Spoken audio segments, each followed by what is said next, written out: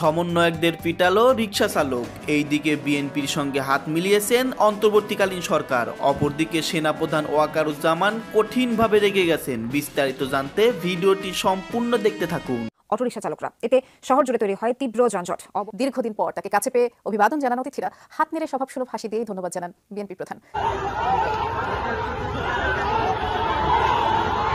আন্দোলনকারী আর পুলিশের সংঘর্ষের রণক্ষেত্রে পরিণত হয়েছে রাজধানীর গুরুত্বপূর্ণ পয়েন্টগুলো। মহাখালীতে সড়কে অবস্থান নেয়ার পর রেল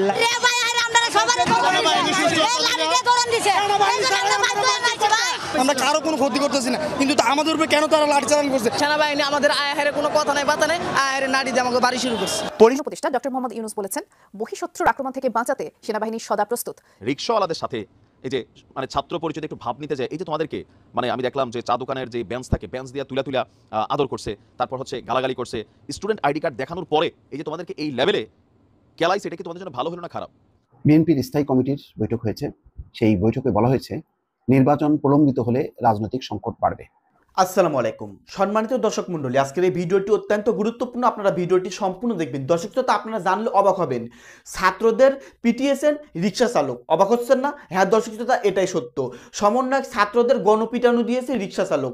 দর্শক শ্রোতা, শুধু এটাই নয়, আজকের এই ভিডিওতে আরও চাঞ্চল্যকর তথ্য পাবেন। দর্শক শ্রোতা, অনেকদিন পর খালেদা জিয়ার সঙ্গে ডক্টর ইউনূসের সাক্ষাৎ হয়েছে এবং নির্বাচন প্রসঙ্গে কথা হয়েছে। দর্শক শ্রোতা, সেই সাথে সেনাপ্রধান ওয়াকারুজ্জামান কঠিন একটা সিদ্ধান্ত নিতে যাচ্ছেন নির্বাচন বিষয়ে। সমস্ত কিছু মিলিয়ে আজকের এই ভিডিওটি দেখলে আপনারা রীতিমতো অবাক হয়ে যাবেন। আজকের এই ভিডিওতে চাঞ্চল্যকর কিছু তথ্য রয়েছে, তো আপনাদের অনুরোধ করতেছি ভিডিওটি সম্পূর্ণ দেখার জন্য। তো বেশি কথা না বাড়িয়ে আমরা ভিডিও ক্লিপে চলে যাই। আপনারা মনোযোগ সহকারে ভিডিওটি দেখতে থাকুন। দেখেন, অতিরঞ্জিত কোনো কিছুই ভালো না। আমি আমার প্রত্যেকটা ভিডিওতে একটা কথা বলি যে ছাত্রদের জায়গা হচ্ছে college campus, school campus, tuition, coaching, সেগুলোতে তোমরা মনোযোগ দাও। রাষ্ট্র পরিচালনার জন্য এই মুহূর্তে সরকার মাঠে আছে। এই মুহূর্তে আওয়ামী লীগের নেতাকর্মীরা রাস্তায় নাই যে আমরা সবাই দল বেঁধে গিয়া তাদেরকে প্রতিহতের চেষ্টা করবো। তো আজকে রিকশাওয়ালাদের সাথে এই যে ছাত্র পরিচয় একটু ভাব নিতে যায়, এই যে তোমাদেরকে আমি দেখলাম যে চা দোকানের যে বেঞ্চ থাকে, বেঞ্চ দিয়ে তুলা আদর করছে, তারপর গালাগালি করছে। স্টুডেন্ট আইডি কার্ড দেখানোর পরে এই যে তোমাদেরকে এই লেভেলে কেলাইছে, এটা কি তোমাদের জন্য ভালো হলো না খারাপ? আরে ভাই, যারা ব্যাটারিওয়ালা রিকশাওয়ালা, তাদের তো পরিবার চলতে হবে। এখন আমাদের বাংলাদেশে হয় কি, আগের সরকারগুলো যা করে ডক্টর ইউনূসের সরকারও তাই করে। এখন এটা কেন করে আমি সেটারও প্রতিবাদ জানাই। একটা সিস্টেম থাকা উচিত। ঢাকা শহরে বলেন, সারা বাংলাদেশে বলেন, যে অটোরিকশা, লক্ষ লক্ষ মানুষ এই অটোরিকশা চালাইয়ে তাদের সংসার চালায়। হুট করে আপনি রাতারাতি বলবেন যে অটোরিকশা বন্ধ। তো এই মানুষগুলোর জন্য বিকল্প কর্মসংস্থান আপনি কি ব্যবস্থা করছেন? এমনি আইনশৃঙ্খলা পরিস্থিতি খারাপ, চুরি ছিনতাই ডাকাতি দেশে চলে, আপনি হুট করে অটোরিকশা বন্ধ করে দিলেন। লক্ষ লক্ষ মানুষ রাতারাতি বেকার, তারা শহরে থাকে, বাসা ভাড়া আছে, বাচ্চাদের পড়াশোনা আছে, তো এগুলো রাতারাতি কই যাবে? এটা তো একটা যৌক্তিক ইস্যু। একটা সিস্টেম করে তাদেরকে এখান থেকে বের করা উচিত ছিল। এখন তারা তাদের পেটের দায়ে রাস্তা নামছে। তুমি ছাত্র সাইজা সেখানে ভাব দেখাইতে গেছো, মিলমিশ করতে গেছো। সেনাবাহিনী কই? সেনাবাহিনী ছিল না? পুলিশ আছে, তোমার দায়িত্ব দিছে। অতিরঞ্জিত পাক নামে বিভিন্ন জায়গায় আমি দেখতে পাচ্ছি যে ছাত্রদের মধ্যে একাংশ দেখাইতে গিয়ে নিজেদেরও মানসম্মান নষ্ট করছে। ইভেন এই বৈষম্য বিরোধী আন্দোলনের পরে ছাত্রদের প্রতি মানুষের যে পজিটিভ ধারণা, এইরকম অতি উৎসাহী কিছু কর্মকাণ্ডের কারণে মানুষ অপছন্দ করছে। যারা সমস্যায় পড়ছে তারা প্রতিবাদ করবে। তারা যদি কোনো ভাঙচুর করে, অন্যায় করে, আইন শৃঙ্খলার ভঙ্গ করে, সেনাবাহিনী পিটাবে, পুলিশ আছে পিটাবে, গুলি করবে, সমস্যা নাই, গ্রেপ্তার করবে। তোমরা কেন খামাখা সেইখানে গিয়া এই যে তোমরা এখানে কয়েকজন একটা ঘটনা ঘটেছে, পরে দেখলাম ইউল্যাব স্কুলের একটা বাসের মধ্যে আবার এই অটোরিকশা চালকরা সেখানে আবার গিয়া একটা ঝামেলা পাকাইছে। আপনারা জানেন যে আজকে ঢাকা শহরের বিভিন্ন জায়গায় আমাদের অটোরিকশা চালক যে ভাইরা আছেন, অটোরিকশা বন্ধের কারণে তারা রাজপথে নেমেছেন। বিভিন্ন ধরনের অপ্রীতিকর ঘটনা তারাও ঘটিয়েছেন, আর সেগুলোর জন্য সেনাবাহিনী তাদেরকে পিটাইছে। আমি এটার পক্ষে। আপনারা রাস্তায় নামবেন, আন্দোলন করবেন, কিন্তু পাবলিক প্রপার্টি, ট্রান্সপোর্ট, গাড়ি টাড়ি দেখে আগুন জ্বালাই দিবেন, এগুলো বললে আপনাদেরকে বাইরে নলিনালা ফাটাই ফেলতে হবে। আমি এগুলোর পক্ষে। কেন? কারণ যে আপনি আইনশৃঙ্খলার এরকম পরিস্থিতি নষ্ট করতে পারেন না। কিন্তু আপনাদের জায়গায় আপনারা যৌক্তিক আন্দোলন করতেছেন, আইনশৃঙ্খলা বাহিনী আছে, পিকেটিং হচ্ছে, ফাইন। কিন্তু ছাত্রদের উদ্দেশ্যে বলি, তোমরা এসে এখানে একটা ঝামেলা কেন পাকাইছো? পরবর্তী সময় বিকালে দেখলাম যে তাদেরকে আবার গ্রেপ্তার করতেছে, ছাত্ররা পরিচয় করা দিচ্ছে, কারণ এখানে লোকাল এরিয়াতে এই ঘটনাগুলো হয়েছে। তো সব কিছুতে তোমরা বাহাত দিতে যাও না, নাক গলাইতে যাও না। দেশে আইন আছে। এখন এই যে তোমরা সেখানে গিয়া মার খাইলা, এটা কি তোমাদের জন্য সম্মানের কিছু হইলো? তোমাদেরকে রাষ্ট্র দায়িত্ব দিছে। সব কিছুতে বাম হাত দিতে গেলে তোমাদের বুঝতে হবে যে কোন জায়গায় থামা উচিত, কাদের ব্যাপারে নাক গলা উচিত। তারা রিকশাওয়ালা ভাই, এদের পেটে লাথি পড়ছে। তুমি সেখানে আইডি কার্ড দেখে ছাত্র ভাব দেখালে তো তোমার তো মারবে, এটা তো খুব সিম্পল। তো যাবা কেন? অনেক কিছু তো অতিরঞ্জিত হচ্ছে, এগুলো ব্যালেন্স করা দরকার। আইনশৃঙ্খলা বাহিনীকে শক্তভাবে এই দায়িত্বভার গ্রহণ করা উচিত। আর কথায় কথায় যে কোনো জায়গায় ছাত্ররা নিজেদের সমস্যাতে তোমরা রাজপথে নেমে আন্দোলন করো, কিন্তু অন্য ইস্যুতে গিয়া সেখানে সমন্বয়ক ভাব অথবা ছাত্র ভাব দেখে গিয়ে আলাদা কোনো রকম পরিস্থিতি তৈরি ট্রাই করো না, এটা থেকে আবার আরেকটা ভিন্ন মেসেজ চলে আসবে। দীর্ঘ প্রায় 1 যুগ মানে 12 বছর সময় পার হয়েছে। বেগম খালেদা জিয়া সম্ভবত খোলামেলা পরিবেশে তার সেই রাজনৈতিক বর্ণাঢ্য জীবনের যেই স্মৃতি ছিল সেগুলো থেকে অনেকটা দূরে সরে গিয়েছিলাম। নানান মামলা, তারপর রাজনৈতিকভাবে বিভিন্ন ধরনের হয়রানি টু জেড যা ঘটেছিল। তো সকল কিছুর পরে আজকে সশস্ত্র বাহিনী দিবস উপলক্ষে সেনাকুঞ্জে বেগম খালেদা জিয়া তিনি সেখানে অতিথি হিসেবে উপস্থিত ছিলেন, আর প্রধান উপদেষ্টা ডক্টর মোহাম্মদ ইউনূসও উপস্থিত ছিলেন। তো খুবই গুরুত্বপূর্ণ দুইজনের দুইটা বক্তব্য এই মুহূর্তে খুবই ভাইরাল। ডক্টর মোহাম্মদ ইউনূস বেগম খালেদা জিয়াকে দেখে একটা বক্তব্য দিয়েছেন যে আপনাকে আজকের এই দিনে মানে এই পজিশনে নিয়ে এসে এই সম্মান দেওয়ার জন্য তারা গর্বিত বোধ করছেন। পাশাপাশি উপদেষ্টাদের মধ্যে আসিফ নাহিদ এবং মাহফুজ বেগম খালেদা জিয়ার সামনে যথেষ্ট নমনীয়, তারপর হচ্ছে বোঝা যাচ্ছিল যে তারা খালেদা জিয়ার সামনে দাঁড়াবে এক জীবনে কল্পনাও করতে পারে নাই।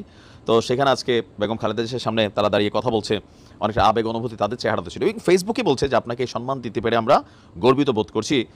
এখানে বেসিক্যালি যেটা বোঝানো হয়েছে যে সেনাবাহিনীর সাথে একটা লম্বা দূরত্ব তৈরি হয়ে গিয়েছিল গত 12 বছর বিএনপির, বা বেগম খালেদা জিয়ার নানান হয়রানির শিকারও হয়েছেন তৎকালীন সময়।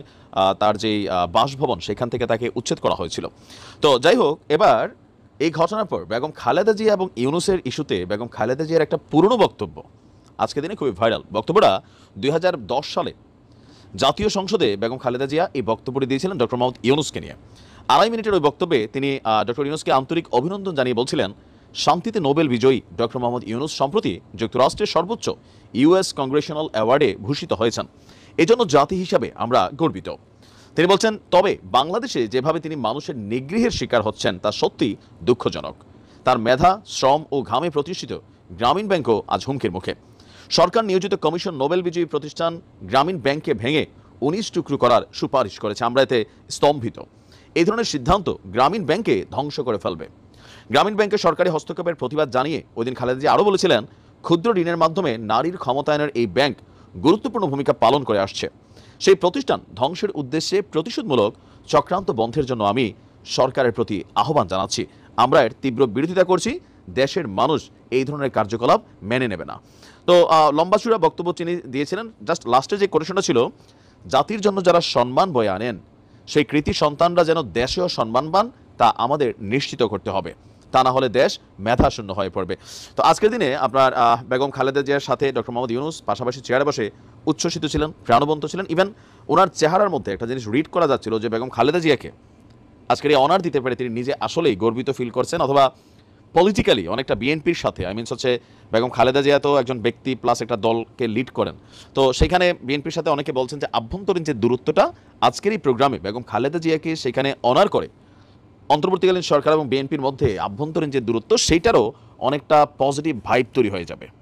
কারণ এখানে যারা উপদেষ্টাতে আছেন বৈষম্য বিরোধী বা আবার ধরেন সার্জিস আলমরা প্রত্যেকেই কিন্তু এই জিনিসটা নিয়ে পজিটিভ বক্তব্য দিয়েছে। ইভেন বলছে আপনার সেই মনোভাব, সংগ্রামী মনোভাবের কারণেই আমরা অনুপ্রাণিত হয়েছি। মানে অনেক কিছুতে বেগম খালেদা জিয়ার ভূয়সী প্রশংসা করা হয়েছে। তো এটার দুইটা কারণ হতে পারে। একটা হচ্ছে বিএনপির সাথে আভ্যন্তরীণ দূরত্ব, সেটাও দূর হলো। পাশাপাশি বেগম খালেদা জিয়া দীর্ঘদিন পর এমন একটা প্রোগ্রাম তিনি দেখতে পেলেন, উচ্ছ্বসিত থাকবেন, স্বাভাবিক পজিটিভ কিছুই হবে সরকার এবং বিএনপির মধ্যে, বোঝা যাচ্ছে। বিএনপির স্থায়ী কমিটির বৈঠক হয়েছে। সেই বৈঠকে বলা হয়েছে, নির্বাচন প্রলম্বিত হলে রাজনৈতিক সংকট বাড়বে।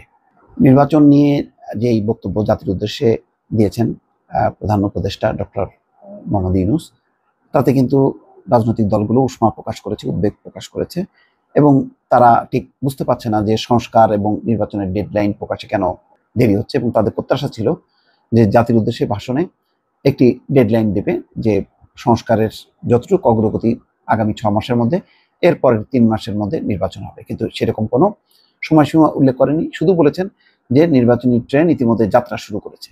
যাত্রা শুরু করেছে, এটার শেষ কবে হবে তার কিন্তু কোনো ডেডলাইন দেননি। এই নিয়ে রাজনৈতিক অঙ্গনে বেশ সমালোচনা আছে।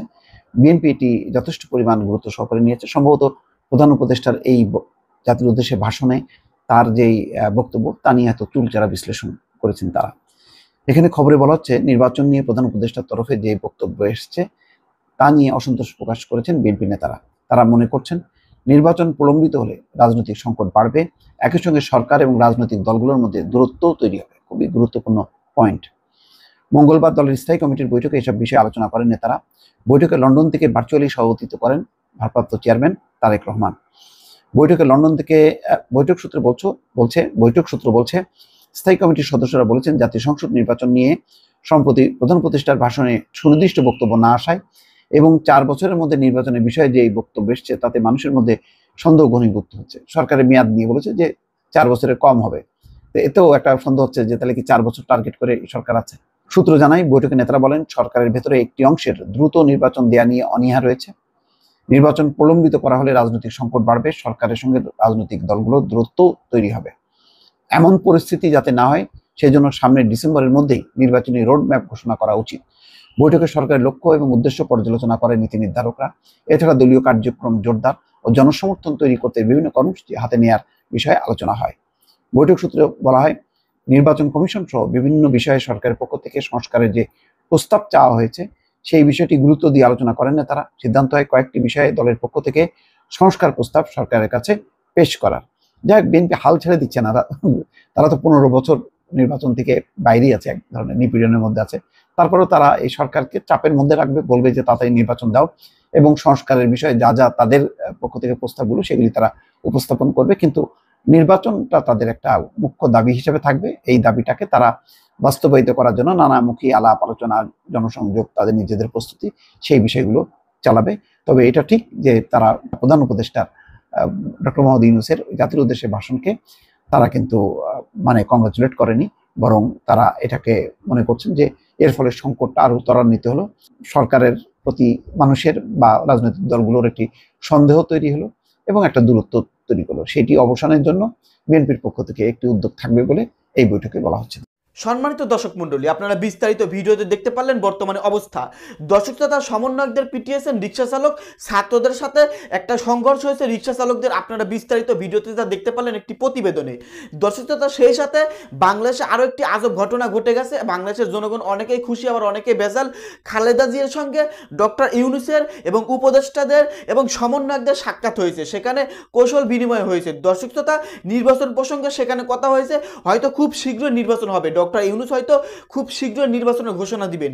দর্শক তথা সেই সাথে সেনাপ্রধান ওয়াকারুজ্জামান খালেদা জিয়ার সঙ্গে কথা হয়েছে নির্বাচন বিষয়ে, খুব শীঘ্রই নির্বাচনের ঘোষণা আসতে যাচ্ছে। দর্শক তথা হয়তো সেনাপ্রধান খুব শীঘ্রই যে কোনো একটা জরুরি সিদ্ধান্ত নিতে যাচ্ছেন। আজকের এই ভিডিওতে চাঞ্চল্যকর কিছু টুকটাক ইনফরমেশন পেলেন।